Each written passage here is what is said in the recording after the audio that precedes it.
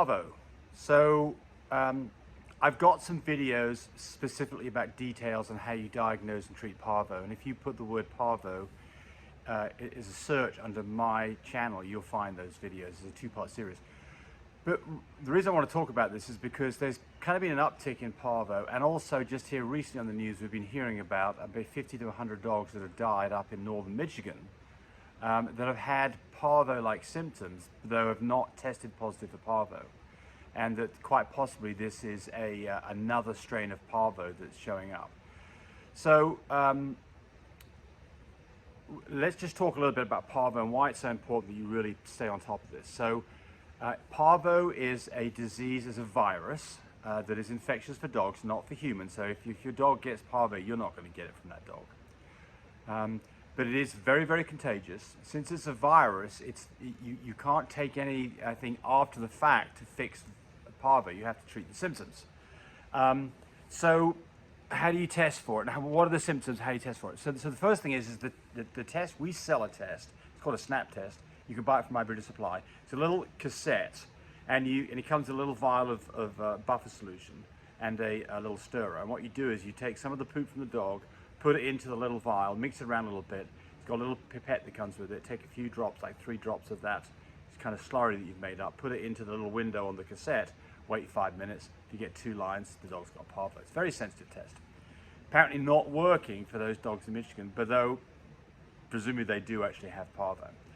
So Parvo is a really nasty virus that will quite often, I think 50% of dogs that get Parvo are going to die from it if they don't have any treatment. If you treat a dog, then the survival rate's more like 90%. So it is very treatable.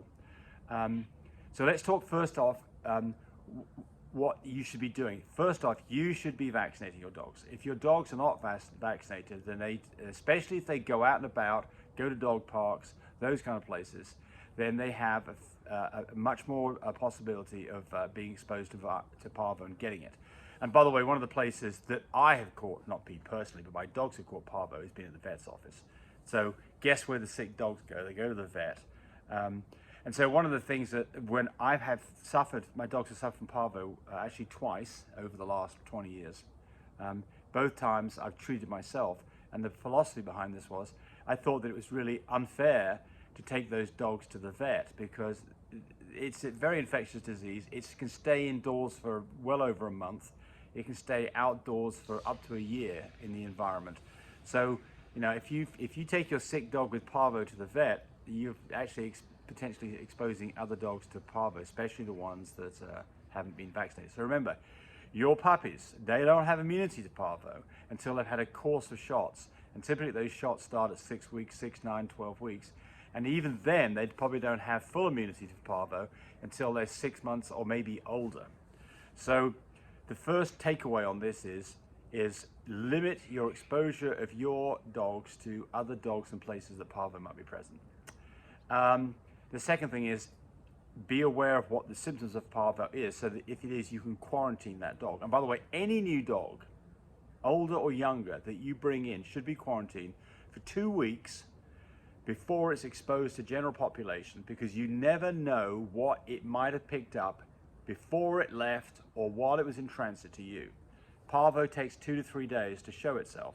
So for instance, a dog could have been exposed to Parvo during a trip to you and not exhibit those problems for another few days, and in that interim period be producing Parvo viruses that could then affect the rest of your dogs. So quarantine your dogs. And that means that if you've been handling the dog, you wash your hands before you touch other dogs. You keep that dog in a separate area so it can't physically get any contact with the other dogs. Parvo is transmitted primarily through vomit and feces. Now, I'm assuming then that means that if a dog coughed or something or sneezed, that could get in the environment and you get it that way too. But that's not the common method of transmission. The common method is vomit and feces. The dog goes and sniffs it and licks it. So what are the symptoms of Parvo? How do you see Parvo? So Parvo starts off as a dog that's lethargic, a dog that is not interested in eating food, a dog that then starts vomiting, a dog that then starts having bloody, runny diarrhea, a dog that finally gets to the point where he can't even get up. He's just laying down on the ground and looks just forlorn and really looking at you like it's, it just feels absolutely awful, which of course it does. And then the dog essentially dies through a secondary infection, through sepsis in their intestinal tract, or through can't think of the right word for it. Losing all the fluid, he gets dehydrated. Thank you.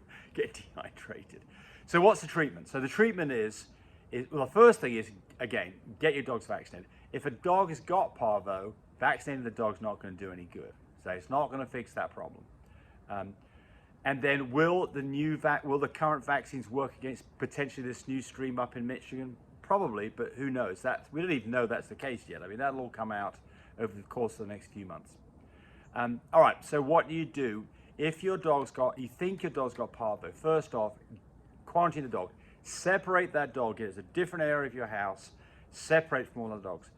Anything that you've used to touch that dog, towels, blankets, pee pads, they need to go in the trash. I would throw them away. I would put them up into a bag, tie the bag up, and throw them in the trash. I would not be washing those things and trying to reuse them. I wouldn't.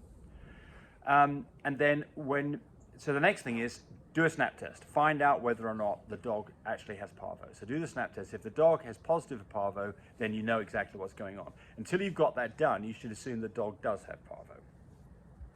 You can take your dog to the vet. Let the vet know what's going on before you ever go into their office, because they need to know that you're potentially bringing a dog in that has parvo. Because just you handling the door handle to that vet's business could get other dogs infected. It'd be a real shame if your irresponsibility got other dogs sick, because that's exactly what happened to me. 10 puppies got it. So because somebody taken a parvo dog into the vet. All right, so what do you do? So the treatment for it is, first off, the dog's dehydrated. You've got to get fluids into the dog. Whenever the dog pukes or diarrhea, that volume of fluid needs to go back into the dog. And so the way that you do that is, if you're at the vet's office, they're going to put an IV line in, and they're going to give saline solution or Ringer's lactating solution. And those are things that you can buy from your vet. You can even make up a saline solution by mixing up sterilized or boiled water with some salt and a few other bits and pieces. But you can go Google that if you want to try and tackle it yourself. You're probably not going to get an IV line stuck in at home.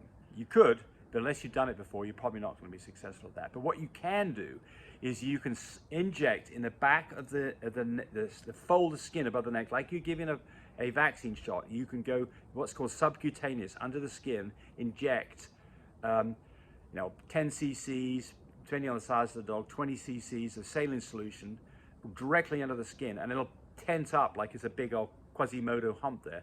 After an hour, it will have disappeared, and that is then gone into the dog. So it's not as effective as going in the bloodstream, but it still can work. The problem is, if you take Pedialyte, you put it in their mouth, they'll just lightly vomit it back up. You can try that, but I think you'll find for the first couple of days, the dog won't be able to hold anything down. So what else do? You give antibiotics, typically amoxicillin. Again, you want to get an injectable version of that, because if you give it orally, it's probably just going to puke you back up. The vet can supply that for you. Well, some vets will supply it for you. Some vets won't. Some vets will want you to bring the dog in.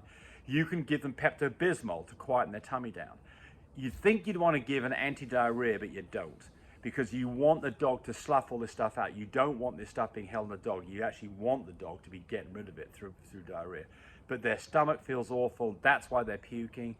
Some Pepto-Bismol, I'd have to go check the dose because I haven't looked in a while, but a teaspoon of Pepto-Bismol 1 or 2 times a day, very safe stuff. Probably a good thing to be giving.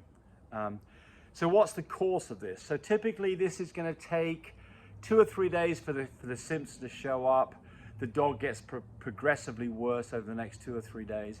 If you treat the dog, hopefully 3 or 4 days after you've been treating, you'll see the dog start turning around to the point that he can take some bland food and be able to start drinking water. And if you get to that point, the dog's probably going to survive. And will there be any long-lasting effects on the dog? Probably not. At that point, it's got antibodies against a future attack of parvovirus, which is a great thing. That's not to say that there couldn't be complications, because there are secondary problems that a dog can experience by getting parvovirus, and that's why you give them the antibiotics. So it's not to say that you're completely out of the clear and that you won't have a completely health clear and undamaged dog. But the chance, from my experience, not a lot of experience, but my experience has been that it was treatable. and I got to the other side of it with happy, healthy dogs. But it was a week's worth of misery. And remember again, anything that you've done, so what we did is we'd put a Tyvek suit on. We had a special area in our garage. The garage was just for these sick dogs. We had a kind of a pen area set up. We'd go put the Tyvek suit on. We'd go ahead and treat the dogs. And then we wouldn't leave that room with anything that we had put on in that room. So shoes, Tyvek suit, bedding, wipes, everything eventually went into a trash bag and into the trash. And when we left that room, we washed our hands and face thoroughly, and if we weren't sure, we'd go take a shower. So absolute cleanliness to the point that it seems tedious to stop the spread of this to other dogs. So if you get it and other dogs, they'll go downhill quickly as well. Very, very infectious disease. No fun at all for you, of course no fun for your dog, potentially fatal. So to be aware of this, I think, is very important. And it doesn't just because of what's going on in Michigan. It's just that you know, people get a bit lax. I had a customer who had bred to me successfully and brought a puppy in from somewhere else. And that puppy then had parvo that they didn't know about. They didn't quarantine the dog. They had a litter of 8 beautiful puppies of one of my studs. Every single dog got parvo and all those puppies died. So very sad situation, something that could have been avoided. They didn't know any better, so I don't want to beat them up over it, but don't want you to run into that same mistake. So just pay attention to your vaccinations. I know it's tedious, and there's people out there who are anti-vaxxers who thinks that we shouldn't be vaccinating. In my opinion, they're completely missing the point. And you absolutely, by the way, you know, there's some legal things that you have to do for your dogs. Rabies is something that, you know, you can give all the shots for parvo yourself to your puppies before they leave. You're quite allowed to do that. But there's the one shot that you will not get a tag for if you do it yourself, and that's rabies. And that's something that should be done. You know, I forget the regime. I need Tammy in here to tell me exactly. I think it's at 6 months. It might be at 16 weeks. I forget now when the first rabies shot's given annually after that. Keep up on top of that. Keep up on top of vaccines. Hey, thanks for watching. And again, if you want to find more about this in a detailed thing on my channel, just look for the word parvo. It's a 2-part series. Thanks for watching. Bye, everybody. Thanks for watching the video. I really appreciate people who subscribe to me. It helps me, encourage me to do more of these videos. But do remember, disclaimer here, I am not a vet. I'm not a licensed medical professional. I'm purely a person who's been breeding dogs for the last couple of decades. Any information that you got from this video, use at your own risk. There's nothing implied here, and certainly this should not be used as a substitute for advice from your veterinarian or your medical professional. I hope you enjoyed the video. Come back for more of them. Bye.